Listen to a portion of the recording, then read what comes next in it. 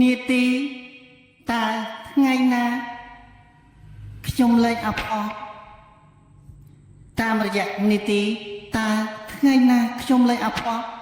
ត្រូវបានជម្រាបរៀបរាប់អត្ថាធិប្បាយពីខ្ញុំលោកគ្រូពិជ័យហារាកុមារមន្ទិបសុខឧត្តមកម្មវិធីដ៏ថ្មីស្រឡាងដែលអស់លោកអ្នកនាងពុំដែលបានឮហើយត្រូវបានមជ្ឈដ្ឋានទូទៅតែងតែសំណូមពរឲ្យខ្ញុំលោកគ្រូពិជ័យហារាកុមារមន្ទិបសុខឧត្តមហៅថាលោកគ្រូមន្ទិបរៀបចំកម្មវិធីឲ្យបានច្រើនហើយស្របនឹងកាលៈទេសៈដែលអស់លោកអ្នកនាងតម្រូវការចង់ដឹងហើយចង់ត្រូវបានទទួលឥឡូវនេះតាមរយៈនីតិតើថ្ងៃណាខ្ញុំលែងអភ័ព្វបានវិលមកជួបអស់លោកអ្នកនាងជាគ្រាដំបូងមុននឹងជម្រាបអត្ថាធិប្បាយពន្យល់លំអិតអំពីដំណើរជោគជតារិស័យវាសនារបស់អស់លោកអ្នកនាងក្នុងចំណោមឆ្នាំទាំង12ជាដំបូងខ្ញុំលោកគ្រូពិជ័យហារាកុមារមន្ទិបសុខឧត្តមដែលហៅថាលោកគ្រូមន្ទិបក៏សូមជម្រាបជូនជាព័ត៌មានដល់អស់លោកអ្នកនាងកញ្ញាដូចតទៅប្រសិនបើអស់លោកអ្នកនាងតម្រូវការចង់ទូទាយជោគជតារិស័យក្នុងលក្ខណៈផ្ទាល់ខ្លួនអញ្ជើញថតនៅខ្សែបាត់ដៃស្ដាំនិងឆ្វេងមកខាងមួយប៉ុស្តិ៍ផ្ញើមកកាន់នីតិរបស់យើងខ្ញុំរួមជាមួយថ្ងៃខែឆ្នាំកំណើតផងដែរបាទដើម្បីឲ្យមានទំនាក់ទំនងដ៏ល្អជាមួយគ្នាអញ្ជើញលើកទូរស័ព្ទភ្ជាប់ទំនាក់ទំនង Telegram តាមរយៈលេខ012 64 51 18មួយខ្សែទៀត097 77 62 844នៅក្នុងសង្គមគ្រួសាររស់នៅមិនចុះសម្រុងជាមួយគ្នាឬមួយក៏នៅទីកន្លែងធ្វើការពុំសូវបានសមប្រកបច្រើនតែមានគេចាក់រុកឆ្កេះឆ្កៀលឬមួយក៏របបអាជីវកម្មរបស់អស់លោកអ្នកនាងកញ្ញាពុំសូវបានរីកចម្រើនអាចអញ្ជើញទំនាក់ទំនងប្រឹក្សាយោបល់ជាមួយខ្ញុំលោកគ្រូពិជ័យហារាកុមារមន្ទិបសុខឧត្តមបានមិនតែប៉ុណ្ណោះអស់លោកអ្នកនាងតម្រូវការចង់លក់នៅរបស់របរដូចជាអចលនទ្រព្យមានផ្ទះឡានវិឡាឬមួយក៏ដីធ្លីជាដើមអាចអញ្ជើញទំនាក់ទំនងជាមួយខ្ញុំលោកគ្រូពិជ័យហារាកុមារមន្ទិបសុខឧត្តមបានបាទតាមរយៈទំនាក់ទំនងនេះខ្ញុំសូមជម្រាបដូចតទៅបាទខ្ញុំអាចនឹងផ្ដល់ព័ត៌មានជូនដល់អតិថិជនមួយណាដែលមានតម្រូវការចង់ជាវនៅរបស់ដូចជាអចលនទ្រព្យរបស់អស់លោកអ្នកនាងដែលត្រូវចង់លក់ទៅចែកជូនដល់បណ្ដាប្រិយមិត្តផ្សេងហើយនៅក្នុងនោះទៀតសោតបំណងទី2របស់យើងខ្ញុំប្រសិនបើអស់លោកអ្នកនាងចង់ឲ្យវត្ថុទាំងអស់នោះលក់ឆាប់ដាច់អញ្ជើញទំនាក់ទំនងជាមួយយើងខ្ញុំយើងអាចជួយដល់អស់លោកអ្នកនាងឲ្យសម្រេចតាមបំណងត្រូវការតាមរយៈបាទកន្សែងយ័ន្តកន្សែងស្នេហ៍ឬមួយក៏មានគីថាផ្សេងដែលអាចធ្វើឲ្យអស់លោកអ្នកនាងកញ្ញាអាចសម្រេចបានតាមគោលបំណងដែលអស់លោកអ្នកនាងកញ្ញាតម្រូវការក៏ប៉ុន្តែសូមជម្រាបរាល់អ្វីមួយដែលយើងធ្វើកិច្ចជូនដល់អស់លោកអ្នកនាងព្រមទាំងការទូទាយជោគជតារិស័យមានអស់លោកមួយចំនួនច្រើនតែមានការយល់និងភ័ន្តច្រឡំបាទមានការភ័ន្តច្រឡំដោយស្មានតែយើងខ្ញុំទូទាយជោគជតារិស័យព្រមទាំងធ្វើកិច្ចនោះដោយពុំបានទទួលនៅប្រាក់កម្រៃម្យ៉ាងវិញទៀតមានអស់លោកមួយចំនួនគាត់តម្រូវការចង់បានរបស់របរគាត់លក់ដាច់ក៏ប៉ុន្តែលុះត្រាតែលក់ដាច់បានគាត់ផ្ញើជាបច្ច័យជូនមកកាន់នីតិយើងមិនអាចធ្វើខុសទំនៀមបានទេនេះសូមជម្រាបបាទទំនៀមរបស់ខ្មែរយើងកាលណាយើងទៅរកគ្រូគឺយើងត្រូវតែមានកំណល់ថ្វាយជូនគ្រូហើយមិនអាចទូទាយហើយរងចាំកូនសិស្សផ្ញើមកតាមក្រោយនោះយើងពុំដែលបានឮហើយក៏ពុំដែលបានឃើញដែរសូមជម្រាបដូច្នេះដើម្បីកុំឲ្យអស់លោកអ្នកនាងកញ្ញាមួយចំនួនបាទភ្ជាប់ទំនាក់ទំនង Telegram រួចហើយក៏ប្រែជាអាសាឥតការដោយសារតែខ្វះការពិចារណាឥឡូវនេះងាកមកនៅក្នុងទំព័រកម្មវិធីរបស់យើងខ្ញុំតាមរយៈនីតិតើថ្ងៃណាខ្ញុំលែងអភ័ព្វក៏ត្រូវបានជម្រាបដោយខ្ញុំលោកគ្រូពិជ័យហារាកុមារមន្ទិបសុខឧត្តម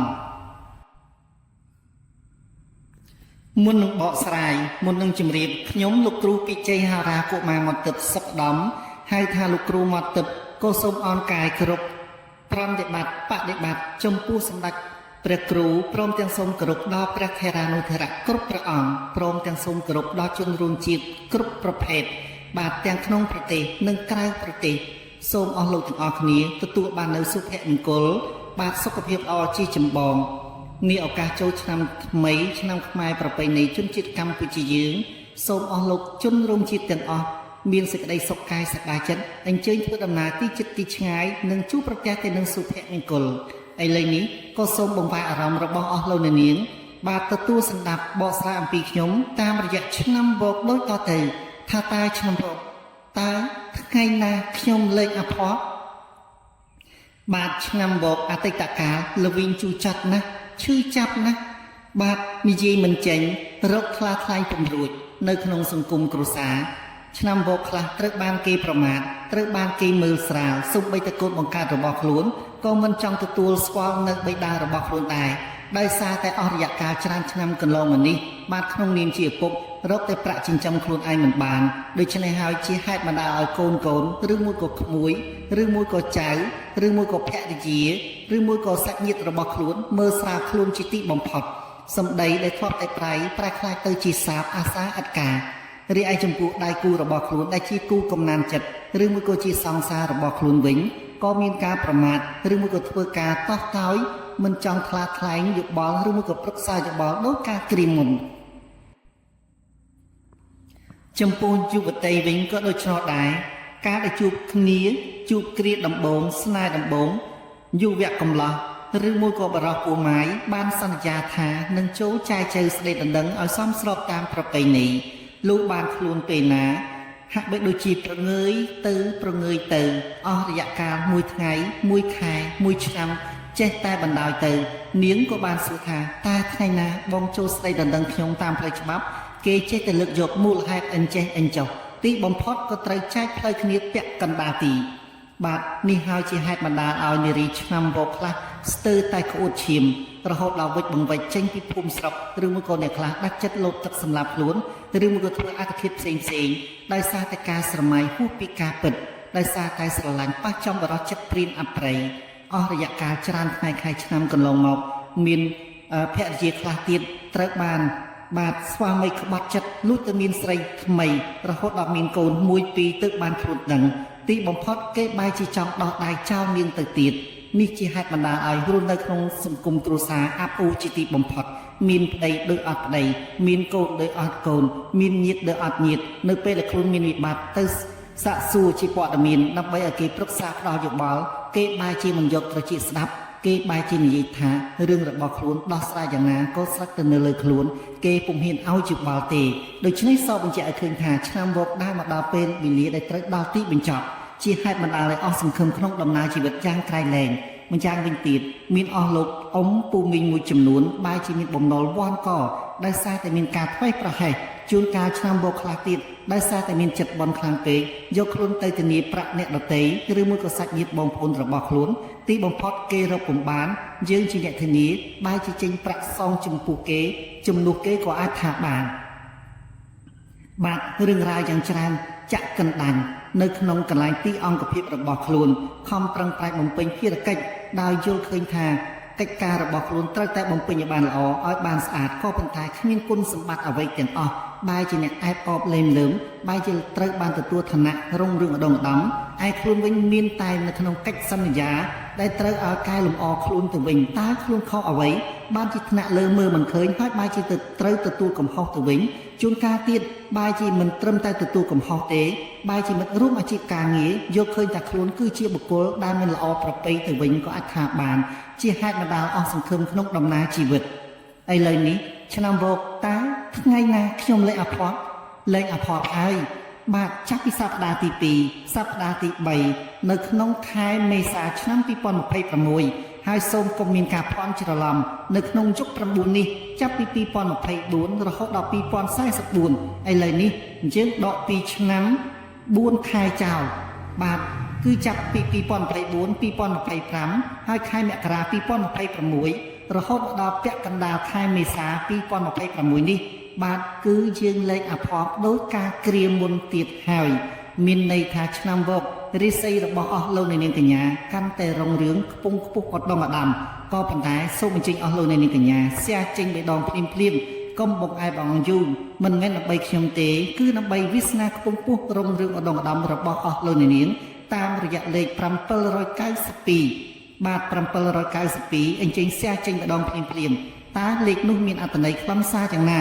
លេខ7នៅខាងមុខគឺចង់បញ្ជាក់ឲ្យអស់លោកនាងត្រូវរាប់អានញាតិមិត្តគឺញាតិកាទាំង7សន្តានកុំបំភ្លេចបើទោះបីជាមានអសកម្មភាពបាទល្អក់កកក្នុងអតីតកាលយ៉ាងណាក៏ដោយធ្វើមិនតឹងមិនលឺប្រឹងប្រែងកសាងនៅចិត្តឲ្យបានស្ងប់បាទរាប់អានគ្នាសាជាថ្មីនេះហើយគឺជាលេខ7ដែលនាំឲ្យស្គាល់ញាតិសន្តានរបស់អស់លោកនាងចំពោះលេខ9នៅចំកណ្ដាលគឺសូមឲ្យលៀបហូរចូលគ្រប់ទិសទាំង8គ្រប់ទិសទាំង9មិនតែប៉ុណ្ណោះលេខ9នេះនៅក្នុងការទូទាយជោគជតារិស័យតាមក្បួនជែកមាសគឺនៅត្រង់ជែកចេញត្រយងមានន័យថាវាសនាដ៏ល្អផូរផង់កំពុងរងចាំអស់លោកនាងហើយ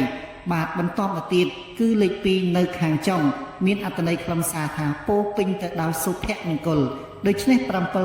792អញ្ជើញសះចេញម្ដងភ្លាមមិនមែនដើម្បីខ្ញុំលោកគ្រូពិជ័យហារាកុមារមន្ទិបសុខឧត្តមទេក៏ប៉ុន្តែដើម្បីអបអរសាទរខ្លួនរបស់អស់លោកនាងដែលកើតឆ្នាំវកបញ្ជាក់ថាលែងអាផតដោយការគ្រាមុនទៀតហើយ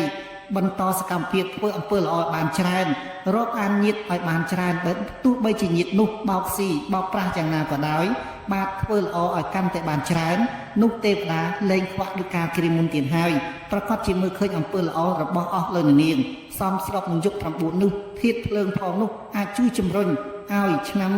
វកនឹងមានសិរីសួស្តីសុភមង្គលបាទរកស៊ីបោះជំហានទៅមុខមានភៀវចេញចូលបរិបូរកកក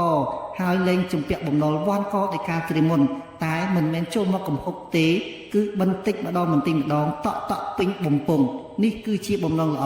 របស់ខ្ញុំលោកគ្រូពិជ័យហារាកុមារមន្ទិបសុខឧត្តមកុំភ្លេចណាកសាងអំពើល្អបានច្រើនបាទប្រឹងប្រែងបំពេញចំណេះជំនាញសមត្ថភាពហើយបន្ថយការចំណាយឥតប្រយោជន៍ត្រូវចេះសន្សំសំចៃផងពីព្រោះថាយើងធ្លាប់ត្រូវបានគេប្រមាថធ្លាប់ត្រូវបានគេមើលងាយមើលស្រាលថាឆ្នាំវកជាមនុស្សគ្មានកំណើតដូច្នេះមិនត្រូវមានលុយរកបានច្រើនចាយដោយមិនបានពិចារណានោះទេបាទកុំទុកចិត្តគេពេកហើយក៏កុំមានការប្រមាថពេកត្រូវគិតនឹកឃើញគុណដល់មេត្តាបិតារបស់យើងឬមួយក៏បុគ្គលណាដែលត្រូវធ្លាប់បានជួយយើងកុំភ្នែកគុណគេនោះជីវិតរបស់អស់លោកនាងនឹងមានសិរីសួស្តីសុភមង្គលរកស៊ីលែងស្រយុតលែងដួលដោយការគ្រាមុនទៀតហើយតែផ្ដាំទៀតកុំមានការប្រមាថបាទកុំមានការមោទនភាពរបស់ខ្លួនត្រូវចេះសន្សំសំចៃប្រឹងប្រែងខិតខំធ្វើការហើយត្រូវយល់ថាពេលវេលាគឺជាមាសប្រាក់ហើយត្រូវប្រព្រឹត្តសុចរិតយុត្តិធម៌បានច្រើនសមស្របនឹងលេខ792រាសីរបស់អស់លោកនាងខ្ពង់ខ្ពស់អត់ដងឧត្តមលៀបសការៈកំពុងហូរចូលគ្រប់ទិសទាំង8ពេលវេលាបានមកដល់ទីបញ្ចប់ក៏សូមប្រសិទ្ធពរជ័យថ្វាយជូនដល់សម្ដេចទ្រង់អង្គម្ចាស់អស់លោកគ្រប់សតបណៈទាំងក្នុងប្រទេសនិងក្រៅប្រទេសសូមជួបប្រទះទៅនឹងពុទ្ធពរ4ប្រការគឺអាយុវណ្ណៈសុខៈពលៈគុំ3គ្លៀងគ្លៀតបាទនៅពេលនេះខ្ញុំលោកគ្រូពិជ័យហារាកុមារមន្ទិបសុខដំ